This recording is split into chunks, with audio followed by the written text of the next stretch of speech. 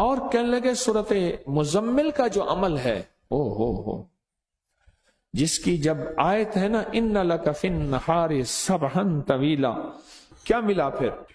کاروبار نہیں چلتا تھا، ہر طرح کی بندش تھی، رزق بند تھا، جنات نظر آتے تھے، یہ عمل کرنے سے بندشیں بھی کھل گئیں، رزق کے دروازے بھی کھل گئے۔